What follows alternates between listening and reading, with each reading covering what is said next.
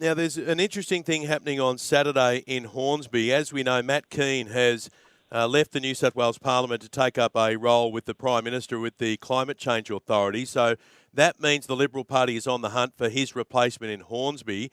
Now, the Hornsby pre-selection is happening on Saturday. We've confirmed that. And I mentioned yesterday that you've accused Matt Kean of trying to stitch up the pre-selection. Apparently, he wants to install his mate James Wallace in there, even though James Wallace doesn't live in the area. So what's going on? What's Matt Kean up to? Well, Ben, a couple of points.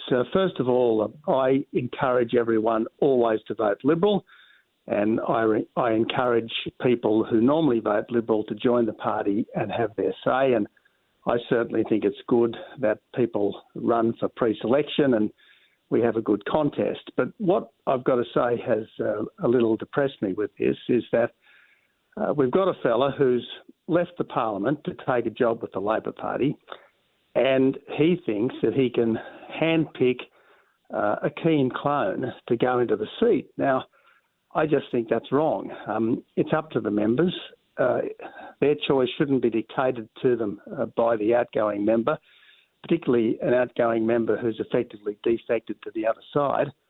And I think that our members should assert their independence by saying no to this idea that the outgoing member who's badly let us down should have any sway over who his replacement is, other than perhaps one vote if he turns up at the pre-selection.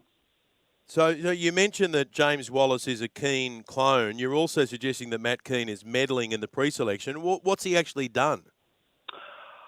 Well, pretty clearly what he's tried to do is parachute someone in and to try to minimise anyone else's chances of having a go. And I note that he's tried to organise events involving senior Liberals in the Parliament to support this guy, not as the pre-selected candidate, but as a candidate for pre-selection, which again strikes me as a bit unusual. And again, it strikes me as an attempt by the parliamentary party to usurp the right of the lay party, the ordinary members, to pick their candidate. Now, look, as I said, I always encourage people to vote Liberal. I always encourage people to join the party. I usually encourage people to put their hands up for pre-selection. But in the end, who is pre-selected should be a matter for the members. It should never be a stitch-up manipulated by the parliamentary leader, and we've had too many stitch-ups manipulated from Parliament House inside the Liberal Party in recent times. And I've always been a campaigner for internal party democracy, and that's exactly what we want to see on Saturday at the Hornsby pre-selection.